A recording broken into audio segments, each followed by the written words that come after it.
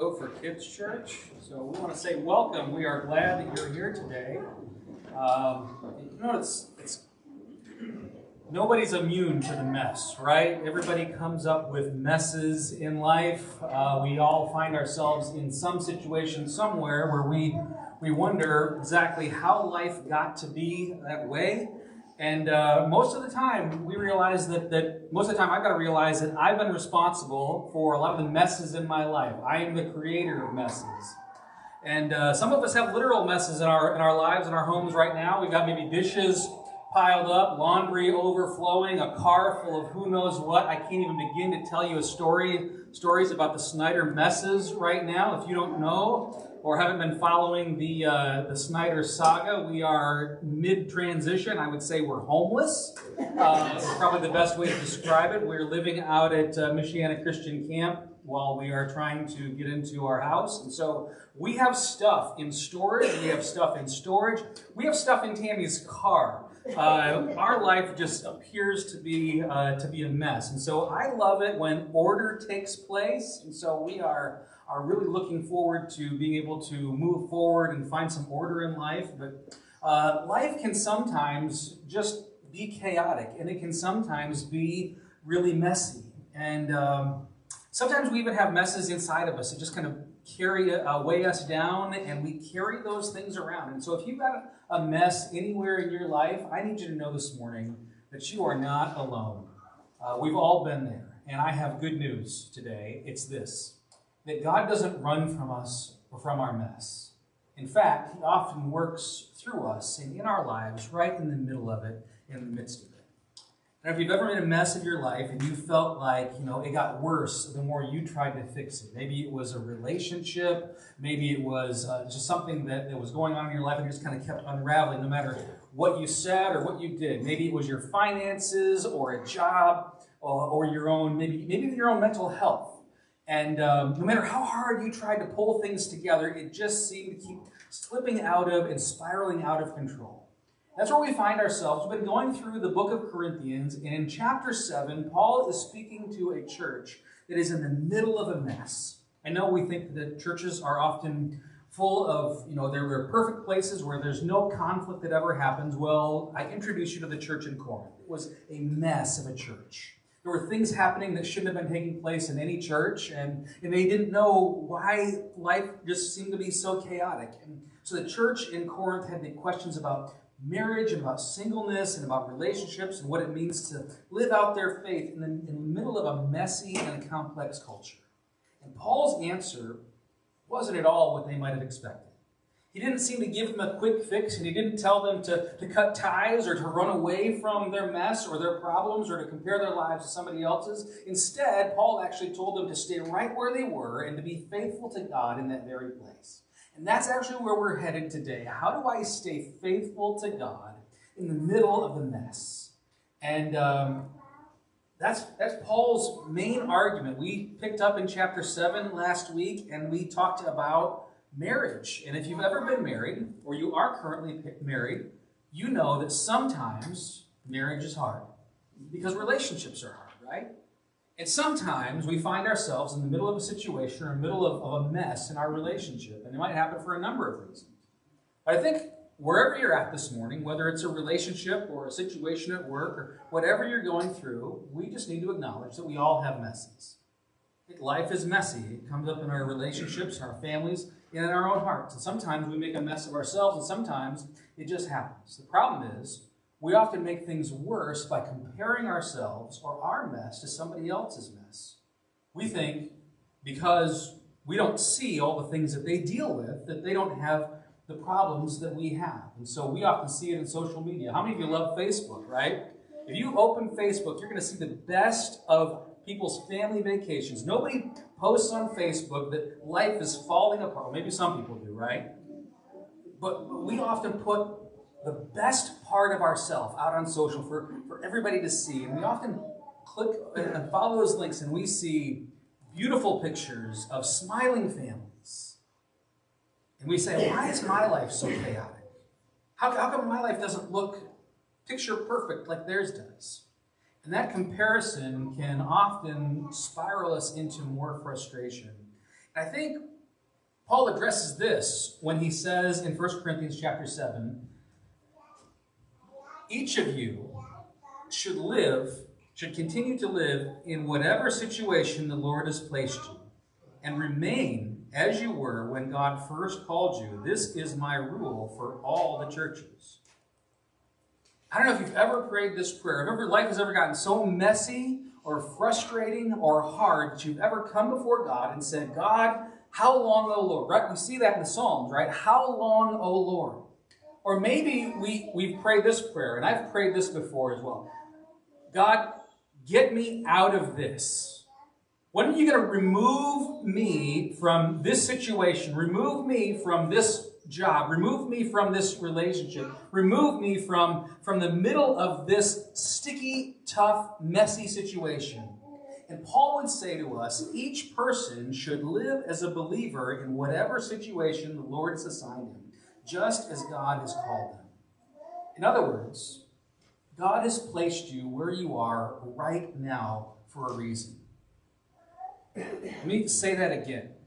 God has placed you exactly where you are right now for a specific reason. And because of that, you don't need to chase somebody else's life. And you don't need to compare your mess to anybody else's. You don't need to search for somebody else's blessing or birthright.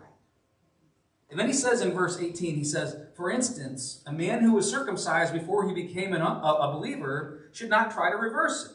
And a man who was uncircumcised when he became a believer should not try to be uncircumcised now. And so he's saying what's done is done, right? Sometimes we look at our past and we have this thing in our life called regret. Anybody else out there besides me ever live with regret? If I just had it to do differently. And sometimes the benefit of wisdom, the benefit of our life now, the benefit of our relationship with Jesus, the benefit of wherever God is placing us, causes us to look back and see some of the frustration and some of the decisions that we've made, and maybe even some of the things that have happened to us, and we'd like to say, if I could do it differently, and we begin to go down this road that isn't our real road to walk, we have to accept the past. He's saying, we shouldn't go back and try to fix all these things. What we can do is we can actually start to live differently because of Jesus here and now. And that happens when we allow Jesus to reshape our priorities. The problem with so many of our messes is our priorities have been out of order and out of place and out of whack in the first place. We've been driving at this for weeks. And I need you to get this from this series, that when we become a follower of Jesus, the call isn't to come and join a club. The call is to come and die. Die to ourselves. Jesus said, all authority in heaven and earth has been given to me. And so if all authority has been given to Jesus, the question I have to ask myself is, how much is left for me? If Jesus says, the call to follow me isn't one of comfort and luxury, but it's a call to come and take up your cross and follow. And so when we do that, we actually find that what Jesus said was actually right. When he said, I'm telling you, those who lay down their life for my sake, they're going to find it. And when we do that, Jesus begins to reshape our priorities. And when our priorities are reshaped, then our decisions are reshaped as well. But we're often focused on our position or place or our circumstance, and we often pray that prayer, God, get me out of here. Lord, just get me through this to the other side, and we don't appreciate what God is doing in us here and now. I need to tell you, maybe this might be hard to hear, but maybe for you today, God isn't as interested in changing your environment as much as he's interested in changing your heart. See, when we meet Jesus, he doesn't necessarily promise to clean up every mess in our life instantly. But what he does is he promises to reshape our hearts and our priorities. And suddenly, what used to seem so important starts to fade in light of what he calls us to do. And he calls us to be faithful to him and to obey, to continue to put one foot in front of the other and to follow the Spirit's leading. And Paul says in 1 Corinthians chapter 7, verse 19, he says, for it makes no difference whether or not a man has been circumcised. The important thing is to keep God's commandments. And so he's basically saying circumcision is nothing and uncircumcision is nothing. Keeping God's commands is what counts. The people in Corinth were kind of getting caught up in the wrong things. Status and rituals and appearance. Paul reminds them that what really matters is obeying God, regardless of what that looks like on the outside. When we invite Jesus into our mess, he begins to change the way that we see things. And we stop caring so much about comparing ourselves or our situation to others and thinking about how other people are blessed. We start actually focusing on how we can live faithfully right where we are. And so I'm going to kind of give you the big takeaway for today. And it's simply this. We need to stop chasing other people's lives. You ever heard the phrase, the grass is greener on the other side? Yeah, I mean, it's the idea that somebody else's life must be better in some way. It must be easier. It must be a little less messy. It must be cleaner than our own. But often, it's an illusion. And, you know, I love the different variations of that phrase. I saw a bumper sticker a few weeks ago that said, "My grass is blue." And, you know, obviously that was somebody with a Kentucky license plate. I saw somebody that said, "The grass is greener over the septic tank." We've got all different ways of saying that, but the end result is the same. We often compare our lives to somebody else's because we think that their situation is better than ours, and they've been blessed more for some reason. And it's not necessarily true. In fact, when we chase somebody else's life, the less content we become with our own. And that's the fruit of comparison. When we compare our mess to somebody else's, we've lost out on this ability to become content. Do you know that there's an Old Testament command that deals with this? And it basically says this: don't covet the things that your neighbors have. Don't covet their livestock. Don't covet their wife. Don't covet their relationships in their life. Why? Because the whole idea of keeping up with the Joneses is not just an American concept. It's the tug of the human heart to have what God is blessing somebody else with. And here's the thing. You will never, ever be satisfied with your life until you figure out how to stop wanting somebody else's blessing.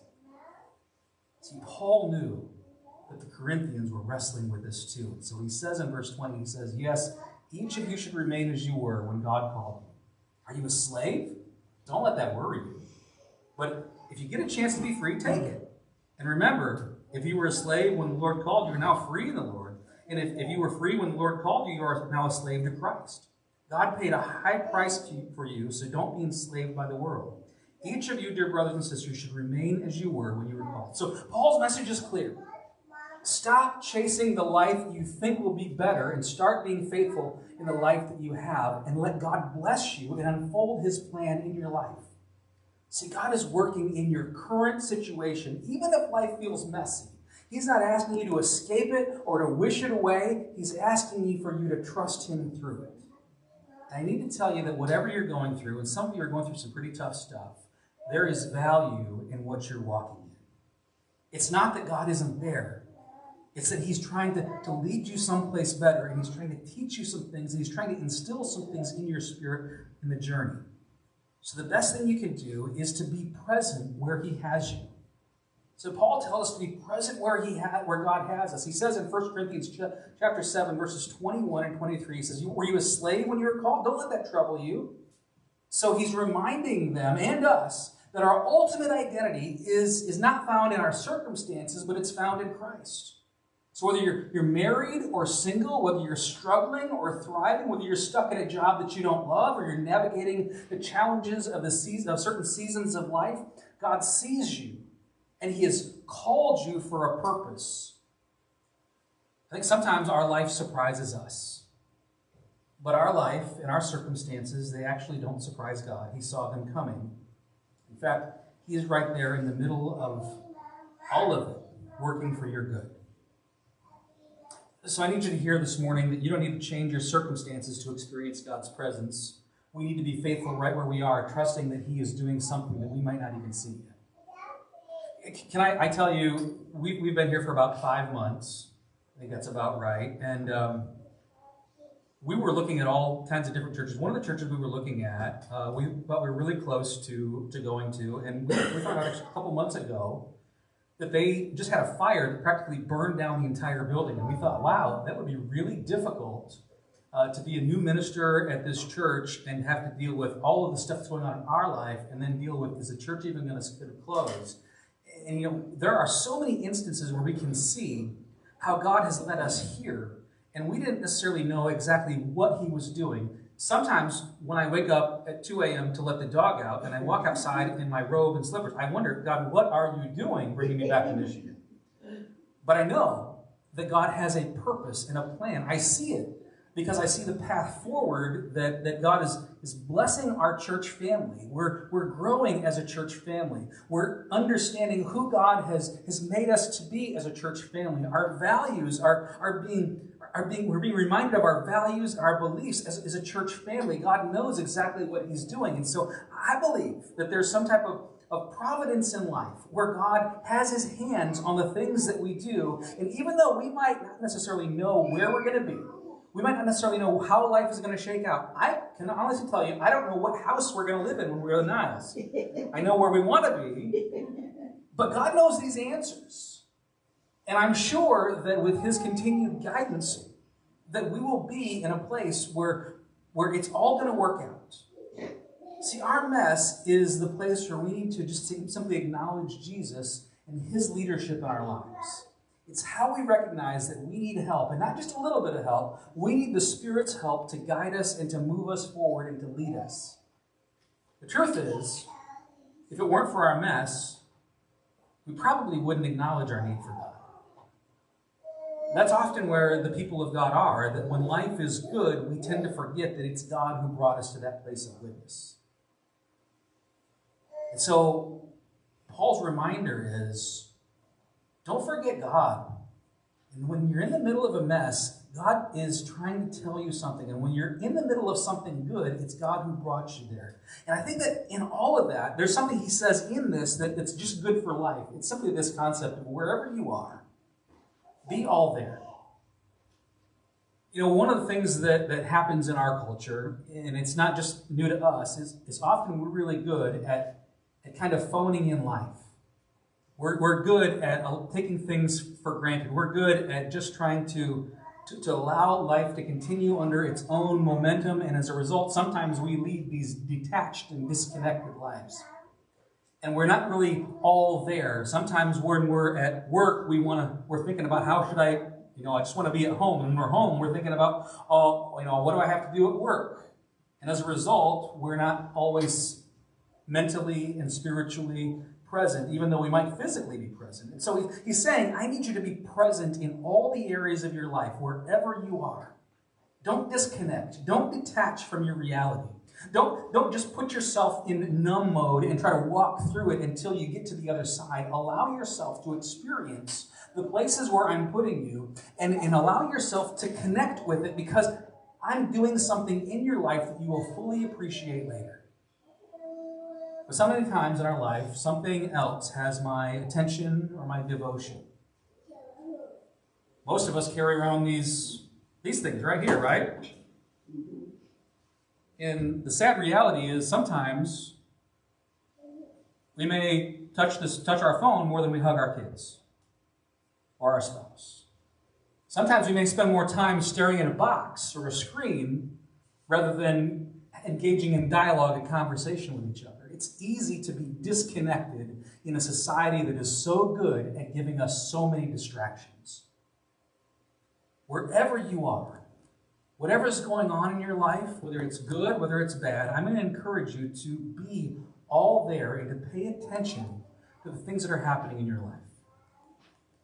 John Mark Comer wrote a book called The Ruthless Elimination of Hurry, and in it he says the speed of love is often 2 miles an hour. Because it's the speed with which people walk. And yeah, we have cars, we can fly, right down the road at 70 miles an hour, but often we miss things in life at 70 miles an hour. When we walk by things, we have opportunity to appreciate and to acknowledge and to interact. And the speed of love is often slow. And it's a speed that acknowledges people, and it's a speed that looks into other people's eyes and lives and engages rather than disconnecting. The world has gotten itself in a hurry.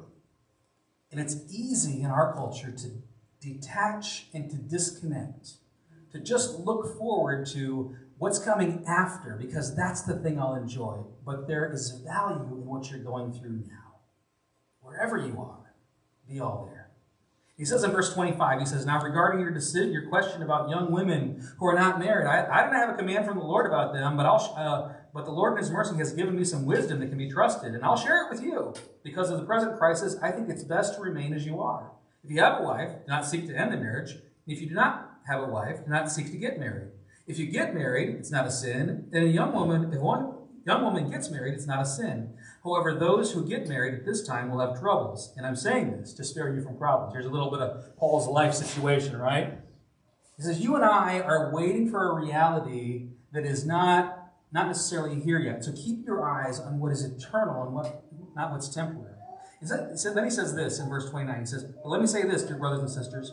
The time that remains is very short. So from now on, those with wives should not only focus on their marriage. Those who weep or rejoice or who buy things should not be absorbed by their weeping or their joy or their possessions. Those who use the things of the world should not become attached to them, for the world we know it will soon pass away. Here's the truth the gospel reminds us of, that every single thing that we have is going to fade, sag, spoil, rot, or rust.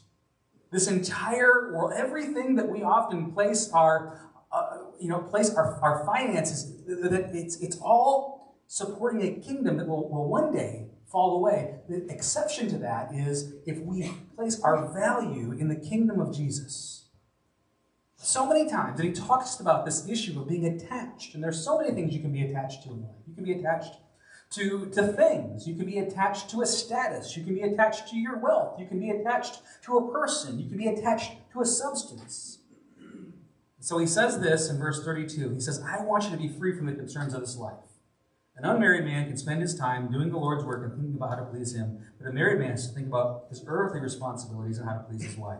His interests are divided. In the same way, a woman who is no longer married has never been married can be devoted to the Lord, wholly in her body and spirit. But a woman who has to think about her earthly responsibilities and how to please her husband, I'm saying this for your benefit, not to place restrictions on you.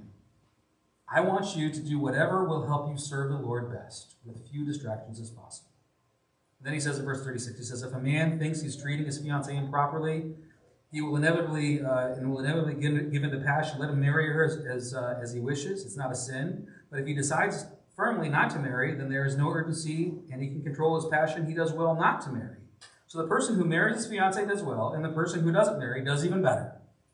So the wife who is bound to her husband as long as he lives, and if her husband dies, she is free to marry anyone she wishes. But if he loves the Lord, but in my opinion, it would be better for her to stay single. And I think that I'm giving you counsel from God's Spirit when I say this. So he says this, and it's largely about relationships, but it's also about trying to find something else, or not being content with our situation. And this was the issue in the Corinthian church. They were trying to figure out, what do they do with these relationships? What do we do when a husband finds Jesus and the wife doesn't, or a wife finds Jesus and the husband does not? How do we put this together? And he's given some instruction from that in the past text that we talked about last week. But here he's saying the whole point is that we spend our lives being devoted to God and following His Spirit and following His leading.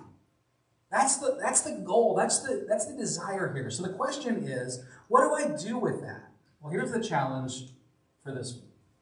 Because we've all made a mess one way or another. And if you've got a mess somewhere in your life, I hope you heard this morning that you're in the right place. But the one thing that I really hope comes out of this is I hope that you'll begin to see things differently. From life to God to the problems to the way that we have looked at our issues in the world. And that we would trust God in the middle of our mess rather than trying to escape it. Because so many times in my life, I see something that's not going the way that I had hoped it would go. And my prayer is simply that. God, what can you do to get me out of this? And often the answer is, trust me, stay faithful, and walk forward by the Spirit's leading. Now, if you're new here this morning, we want to say welcome, but when we end the talk this morning, or any morning, we want to give everybody an opportunity to respond to what they've heard. And That doesn't have to be a public thing for you.